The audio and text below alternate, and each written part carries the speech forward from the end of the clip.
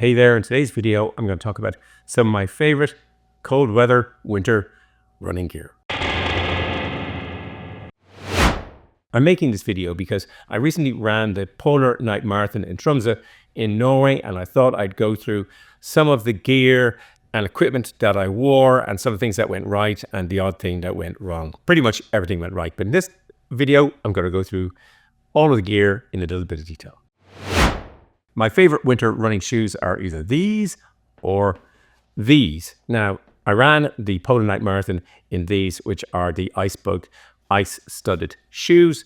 Both these shoes are Gore-Tex. These are really good. They have a BOA system, which is really handy when you don't want to tie something when your hands might be very cold.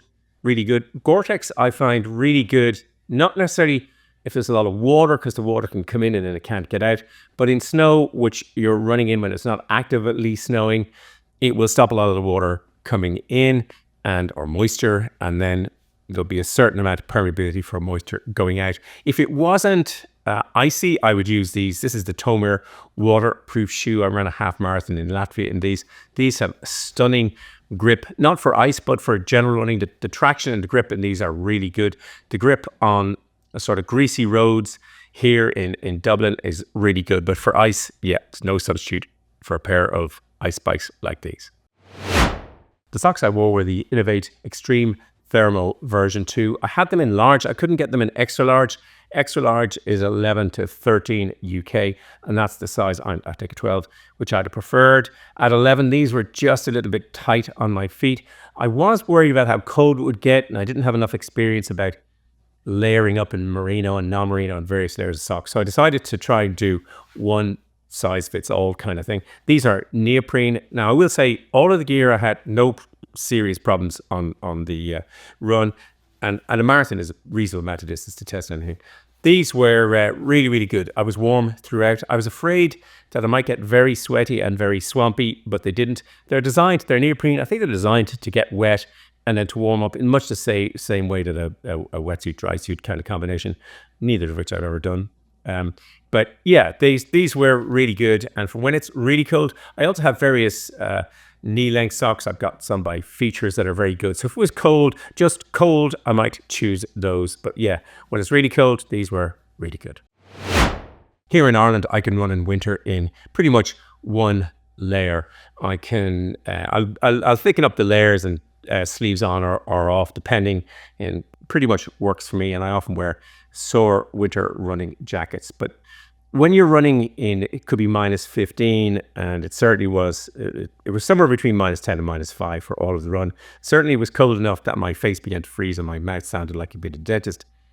Just before I went to Norway, I'd heard from, or I watched a YouTube video from a guy who has a channel called My Life Outdoors. I'll put a link in the description, but super channel. I mean, really, really superb. I don't do much outdoor stuff at all in terms of camping or any of those kinds of things. But if I was, his was a channel I would watch. But somehow or other, the best base layer kind of review came up just as I headed to Norway. And what he recommended was to get I think it's Brinje. It's like a string vest from Norway. I'll show some pictures of Quinn here in it. You can get it online. I'll try and put a link to their website. And I went to Norway to get it, and it was difficult. I was in Tromsø. They didn't have them in my size, but I went to the other side of the island and I found them. But I got the top version. I got the leggings, and I also bought the full balaclava, which I didn't wear. But I have to say it was really fantastic. One of the things about it is the system is designed to trap a certain amount of moisture, but to allow it to escape when you unzip, etc., etc., etc. It is, I found it to be really superb. Like most Norwegian things, it's not all that cheap, but I found it fantastic, supremely comfortable. One of the things I really did like about it, I have a relatively short body, but I had been considering using a smart wool top, which I really like, but it kind of is it's not very long, and I don't have a hugely long torso. But with the Brinje stuff, it comes right down far, and the trouser bit will go right up far. So there's no danger that they're going to separate and you're going to get that sort of exposed middle. And yeah, it was really fantastic. Really delighted I have it, and yeah, we'll continue to use it for quite some time. As a mid layer, I wore this on-running top. It was really good because it zipped. All of my layers were zipped apart from the bottom layer. It has a system whereby you've got these little loops to put over your thumbs, which I really liked and appreciated. Again, I was happy with that because it didn't ride up. And this is, you can get these on discount every now and then from On-Running. They have a sort of, well, you can, like all these companies, sign up for emails, and then you'll see that they have, it's past season or some sort of stuff. And these are reasonably cheap, well, compared to On-Running's regular prices that you see. So I have quite a few of these tops. And again, it was great to wear. I wear them casually as well as running. And yeah, so the mid layer worked perfectly well. My outer layer was a Gore-Tex R5 GTX in neon and white. This is it.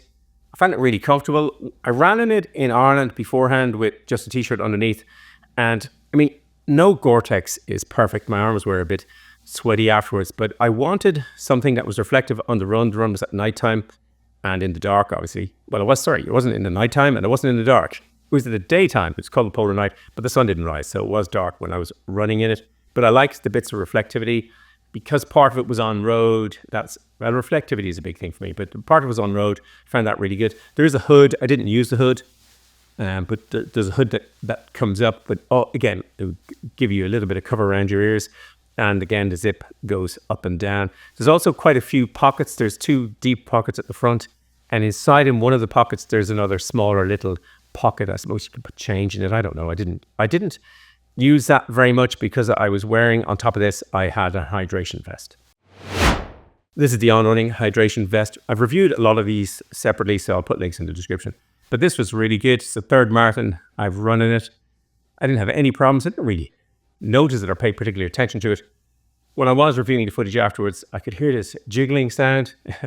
Eventually, I realized that the water bottles that I had frozen. That was what the noise was. I knew when I got to the halfway point, I started drinking out of them. I could feel that they were frozen. And that's one of the things in very cold weather. I had put the water I put in at the start, I put in slightly warm, heated up in the kettle.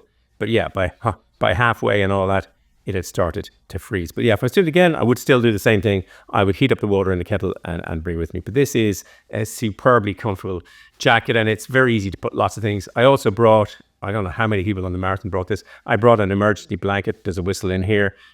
I brought some little flashing lights that were on my back, and they were very helpful, stuck to the jacket. And yeah, it's pretty comfortable throughout. On the legs, I had the Berinja long johns, and then I had these, which are the Path Projects Kilium pant. I've reviewed those separately. Again, the link in the description. I wear them all the time. I love them. I wear them on flights. I wear them out running. I wear them to work. Yeah, they get a lot of use. I tried some other ones beforehand. I've tried some on-running ones. Tights, I feel a bit self-conscious in tights in a way that I didn't used to. But yeah, I like the lightweight running pants. One of the things I found about those is that because they're not tight to your skin, if any snow gets onto them, then you might be able to shake it off because they flap about a bit in the wind. And also, if they do get wet, it's not contacting directly with your skin all the time. So yeah, I'm a big fan of these pants. They have 5 zips. I only ever use the ones at the front. The one at the back, I sometimes use for keys if I'm around here. But other than that, yeah, and having zip pockets that you can secure stuff on any kind of running, I think is essential. I was worried my hands would get really cold. I got myself a pair of Innovate Extreme Thermo mittens. They're okay. These are large, and I have big hands, and they were, yeah, I felt them a little bit tight. They're warm. I have no problems with the warmth of them. And they have a really tactile, this is really rubbery finish for gripping things. And they have one of the thumb things for using your phone. But I found them tight in my hands, and my plan had been and was that I was going to wear a lightweight pair of gloves. My most lightweight pair of gloves are these from the New York City Marathon by New Balance. Adore these gloves. They have all the 5 burrs on each of the fingers, and really, and again, very tactile sort of. So I thought I would wear these with the other mittens over it, and that's how I started. And I thought after a while I might warm up enough to take these off and leave the mittens on In fact, I ended up taking the mittens off and I was plenty warm wearing these. Again, you're running, so your blood is circulating. And yeah, I found, much to my surprise, that a single layer of gloves was perfectly adequate for me for the run. Caps and beanies and hats was something I decided to bring a lot and test when I was over there. I had planned to run, and I did run in this on-running sort of hat with some sort of, it's Elmer floodlight. It's got these sort of little ear flaps. If I was doing that again, that's one thing I wouldn't do. The reason is that it doesn't have any adjustment on the back. I have a big fat head, as I've been told by my former boss, a big fat buggy head. I found that tight and it's not adjustable. I would have preferred an Norway cap that was adjustable. Also, it's not all that warm. It is insulated, but it's more felt lined, and it'll give you a bit of protection from the wind. There is a little bit of adjustability on it. You can tighten this thing down, but I wanted the width. You can also fold the flaps up. But also, I was afraid that the flaps, when you ran into the wind, would just blow and not actually give you the insulation you wanted on your ears. So I brought also this Gore-Tex cap, which I've had for a couple of years. And this has a couple of great, it's Gore-Tex, Gore says Gore Windstopper. And this was really good. I've worn this a few times. Now, I always like to have a peak on my cap. In the summertime, I like to keep the sun out of my eyes. In the wintertime, I like to keep the rain out of my eyes or the snow. And when it's dark, I like to keep the glare from lights out of my eyes. So when I'm looking down, I want my eyes to naturally adjust to the ground. And if I keep the glare out, works a treat. So I always want a peak cap, which is why I don't wear this as often. But I wore this underneath. This has a couple of advantages. It has some holes either side to allow sunglasses. I wear glasses clearly, and I have optical prescription sunglasses, and they were able to slide in there, and that was actually really good. It's a way of ensuring the hat is tighter to your head. Over that, I wore these, and over the top of that, I wore yet another beanie. I wore a ProViz reflective beanie, which you can't find, but it's a great little beanie. It's got some reflectivity built into it. ProViz make very good reflective things. I have a cap as well. It tends to be a bit friable. The reflectivity is awesome. You'll see people out in them and they look like they're completely lit up. The little fleck one works really well because it doesn't shear off the hat. And yeah, so that's what I wore on my head. Part of the condition of the race was you were to bring a head torch. This is one I have from before, a Petzl Now RL. It's really, really good. It's very high end.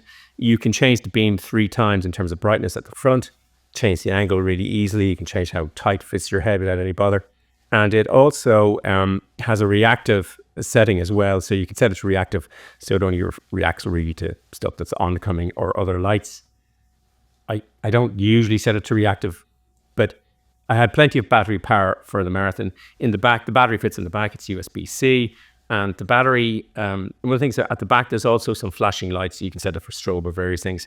I didn't use that because I actually put the top cap over the whole thing. That was partly what I was doing. But then on my rear, I wore these, which I use all the time. These are little, they come under the Ron Hill brand in the UK, but they're little, they take a CR 2032 battery. Maybe the battery said, oh yeah, then you can set them to flash. They're little magnetic things. And then I can put them on my back. I had 2 of these on my back, and they'll easily last the time. You can flash the different patterns. Sometimes I put them slightly differently so they're both not going in sync. But they're really super easy to use. You can also get them with a white cover. The covers are really easy to use. I've lost loads of covers of them, but they're 15 bucks, something like that. These are absolutely superb. I'd be buying more of those because I've lost some of the covers. I'll buy some white ones. And that was what I did for illumination. For glasses, I went with the Rudy Project Star Dash. These turned out to be really, really good. There's a very wide, very large viewing angle. I have prescription inserts, which I don't have in the glasses at the moment, but do have prescription inserts. And they have these things at the side. Again, I've reviewed this on the channel, but they have these side shields that are removable. And that was really good for keeping any wind. I was afraid of wind getting in around my eyes. And I have to say, these were absolutely superb on the day. I had been worried that because they're tinted, they're photochromatic, but I was afraid they wouldn't get light enough, but actually they were perfect on the day. That's an overview of pretty much everything I wore on the marathon. It worked out really well. I didn't slip once and I didn't get cold once. And both of those, I suppose, were pretty major objectives. If I was doing it again, the only thing I would actively change is I would change the hat. and have a regular on-running cap, and I would have put the on-running beanie over it. I've done that before and I've really enjoyed it. So they were the only changes I would make, and all of these products I've used regularly. This particular Gore-Tex jacket, they keep having regular sales at the moment on Gore-Tex, but it is actually a really comfortable jacket on an overlayer because of the zips. I hope you enjoyed the video and found it useful. If you did, it would be great if you'd hit the like button. As always, there'll be lots of information in the description below, and I'll happily answer any questions you put into the comments. There'll be a big blue subscribe button popping up there, and some of my videos there. Thanks for watching. Until the next video, just keep running along.